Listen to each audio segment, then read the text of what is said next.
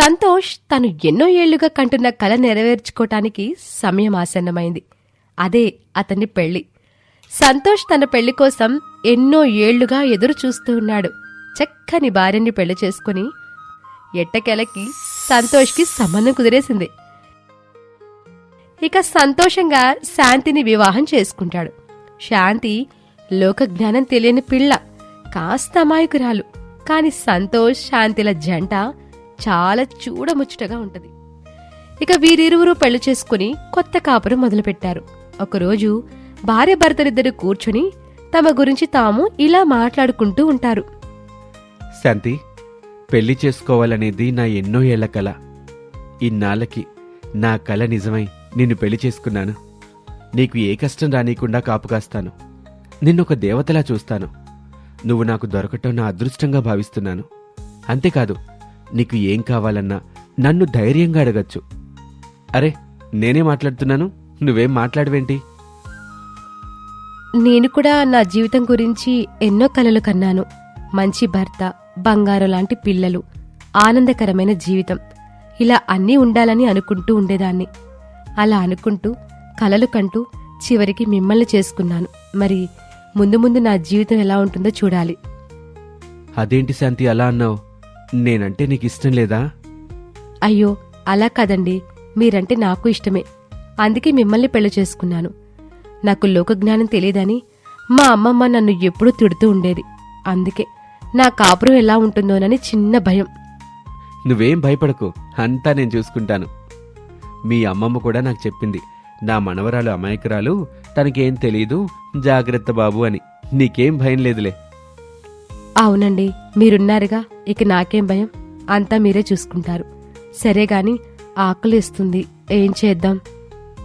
చేసేదేముంది, వంటగదిలో అన్నీ ఉన్నాయి. నువ్వెళ్ళి వంట చెయ్యి. ఈరోజు మొదటిసారిగా నీ వంటని రుచి చూడబోతున్నాను. ఇప్పుడు నన్ను వెళ్ళి వంట చేయమంటారా? ఏ, నీకు వంట రాదా? ఆ, ఎందుకు రాదు, వచ్చు. సరే, వెళ్ళి వంట చెయ్యి. ఏ వంట చేయమంటారు? నిన్నే సరుకులు తెచ్చాను, అందులో పప్పుంది. చక్కగా పప్పు చెయ్యి. ఇద్దరం కలిసి భోజనం చేద్దాం. సరేనని చెప్పి వంటగదిలోకి వెళ్ళి సరుకుల సంచి తీసి అందులో పప్పు బయటికి తీసి చూస్తుంది. అందులో 2 కేజీల కందిపప్పు ఉంటుంది. 2 మనుషుల భోజనం చేయాలంటే ఈ మాత్రం పప్పు ఉండాలి, లేకపోతే సరిపోతుందో లేదో అని 2 కేజీల పప్పుని ఒక గిన్నెలో వేసి పొయ్యి మీద వండుతూ ఉంటుంది. మరొక వైపు బియ్యం దగ్గరకొచ్చి, పప్పు 2 కేజీలు వండుతున్నానంటే అన్నానికి బియ్యం కనీసం 4 కేజీలైనా వేయాలి, లేకపోతే 2 మనుషులు భోజనం చేయాలంటే సరిపోతుందో లేదో అని పెద్ద పెద్ద గిన్నెల్లో పప్పు, అన్నం వండుతూ ఉంటుంది మన శాంతి. వంట పూర్తయిన తర్వాత తన భర్తని భోజనానికి పిలుస్తుంది. ఏవండి, వంట పూర్తయింది, మీరొస్తే భోజనం వడ్డిస్తాను. ఆహా, ఈరోజు మొదటిసారిగా నా భార్య వంట రుచి చూడబోతున్నాను. ఏమి నా భాగ్యం అనుకుంటూ వెళ్లి భోజనానికి కూర్చుంటాడు. శాంతి పళ్ళెంలో అన్నం పెట్టి పప్పేస్తుంది. తన భర్త అటు ఇటు కలిపి నోట్లో పెట్టుకుంటాడు. శాంతి, నువ్వు పప్పులో ఉప్పు కారం వేయడం మర్చిపోయినట్టున్నావు. ఏంటండి, పప్పులో ఉప్పు కారం వేస్తారా? నాకు తెలీదండి. దానికి సంతోష్ బిత్తరపోయి శాంతి వైపు చూస్తాడు. పప్పులో ఉప్పు కారం వేస్తారో లేదో తెలీదా? అసలు నీకు వంట చేయడం వచ్చా? నిజం చెప్పు. అవునండి, నిజంగా నాకు వంట చేయడం రాదు. మరి ఇందాక వచ్చని చెప్పావు. మా అమ్మమ్మ మీరు ఏదడిగినా తెలుసని చెప్పమంది. తెలీదని చెప్తే మీరు బాధపడతారని అలా చెప్పింది మా అమ్మమ్మ. మిమ్మల్ని బాధ పెట్టడం ఇష్టం లేక నాకు వంటొచ్చని చెప్పాను. మరి అన్నం ఎలా వండావు? పప్పులాగానే గిన్నెలో బియ్యం వేసి నీళ్లు పోసి పొయ్యి మీద పెట్టాను. అన్నమైతే రెడీ అయింది, కానీ పప్పే ఇలా అయింది. దానికి సంతోష్ కంగారు పడుతూ వంటగదిలోకి వచ్చి చూస్తాడు. అక్కడ పెద్ద పెద్ద గిన్నెల్లో అన్నం, పప్పు ఉండడాన్ని చూసి ఆశ్చర్యపోతూ శాంతి, ఎంత భారీగా వంట చేసావు? ఎంతమందికి పెడదామని? అదేంటండి అలా అంటారు? 2 మనుషులు భోజనం చేయాలంటే ఈ మాత్రం వంట చెయ్యొద్దా? అయినా నేనేదో ఎక్కువ చేసినట్లుగా మాట్లాడతారేంటి? 2 కేజీల పప్పు, 4 కేజీల బియ్యం, అంతేగా. శాంతి మాటలకి సంతోష్ కంగు తింటాడు. చేసేదేమీ లేక తనకి వంట రాదని తెలిసిన తర్వాత రోజు నుండి సంతోషే వంట చేయడం ప్రారంభిస్తాడు. ఇక రోజులు గడుస్తూ ఉంటాయి. ప్రతిరోజు సంతోష్ వంట చేసేసి తన ఉద్యోగానికి వెళ్ళొచ్చి మళ్లీ తిరిగి వంట చేసి తన భార్యకి పెడుతూ ఉండేవాడు. ఒకరోజు రాత్రిపూట భోజనం చేస్తూ ఉండగా, ఏవండి, కూరలో చింతపండు ఎక్కువైంది, కూర మొత్తం పుల్లగా తయారైంది, కాస్త ఒళ్ళు దగ్గర పెట్టుకుని వంట చేయాలని తెలీదా? కూర మరీ ఇంత పుల్లగా ఉంటే ఎలా తినాలి? అదిగా శాంతి, ఏదో కంగారులో కాస్త చింతపండు ఎక్కువ పడినట్టుగా ఉంది. ఈ ఒక్క పూటకి సర్దుకో, రేపు కాస్త మంచిగా చేస్తానులే. అంటే ఇప్పుడు ఈ పుల్లటి కూర తిని నా ఒంట్లో గ్యాస్ పెంచుకోమంటావా? అయినా ఈ పూట ఆమ్లెట్ వేయలేదేంటి? ఇంట్లో గుడ్లైపోయే, రేపు ఆఫీస్ నుంచి వచ్చేటప్పుడు తీసుకొని వస్తాను. ఇదేనా నన్ను సంతోషంగా చూసుకోవడం అంటే? నాకేం కావాలన్నా చూసుకుంటానన్నావు, కానీ ఆమ్లెట్ కూడా ఇవ్వలేకపోతున్నావు. అయ్యో శాంతి, నువ్వు బాధపడకు, రేపటి నుంచి అన్నీ సక్రమంగా జరుగుతాయి. ఈ ఒక్కరోజుకి సర్దుకో. శాంతి చిరుబురులాడుతూ భోజనం పూర్తి చేసుకు వెళ్లి పడుకుంటుంది. పాపం సంతోష్ వంటగదిలో పని పూర్తి చేసుకుని బయటకొచ్చి ఇలా అంటాడు.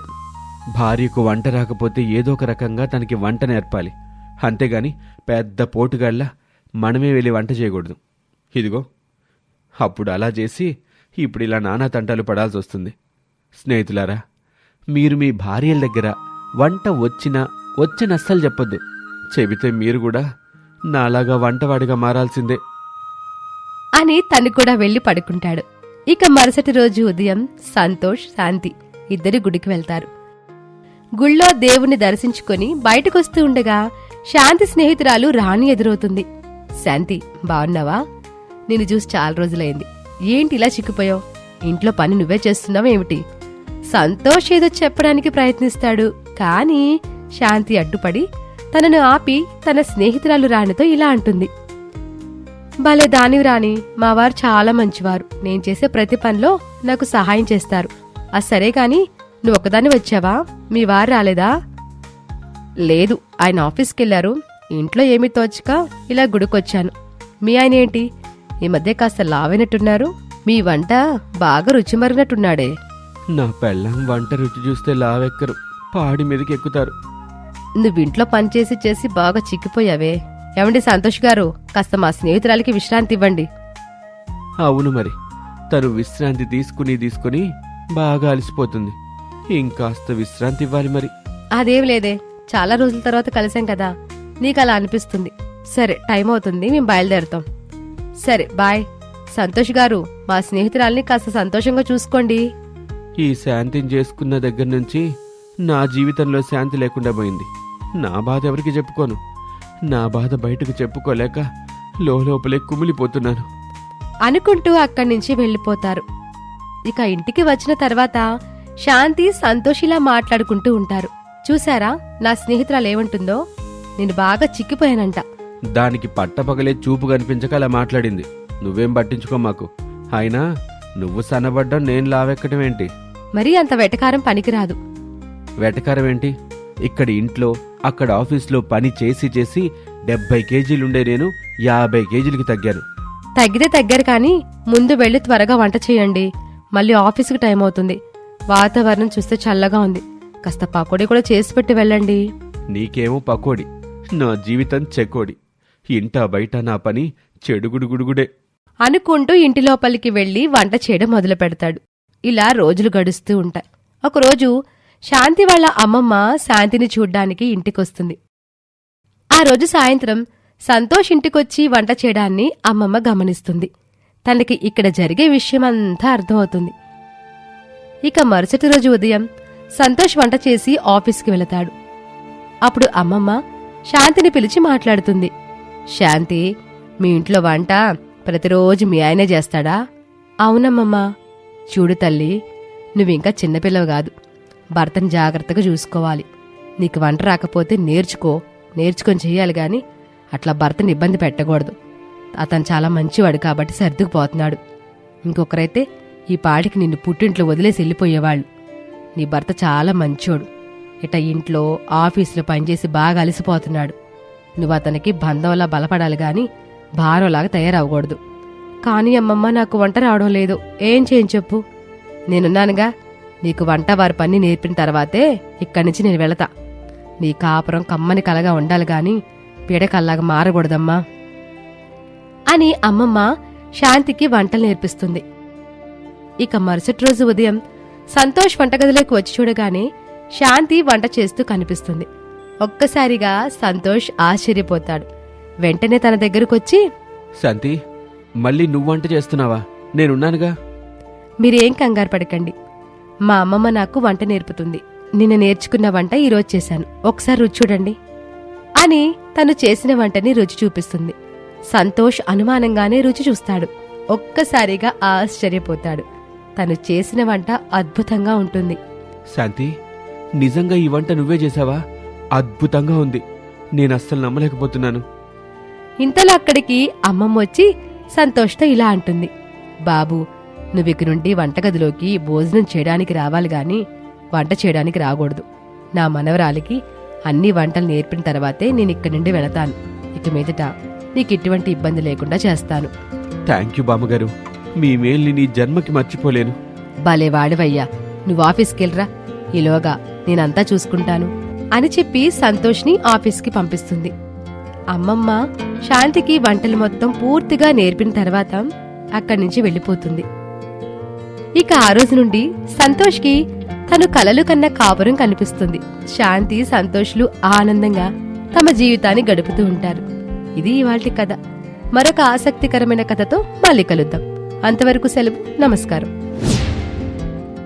ఈ స్టోరీ మీకు నచ్చినట్లయితే మా ఛానల్ని లైక్ చేయండి, అలాగే షేర్ చేయండి. బెల్ ఐకాన్ కొట్టడం మర్చిపోకండి. మా ఛానల్ని సబ్స్క్రైబ్ చేసుకోవడం మర్చిపోకండి.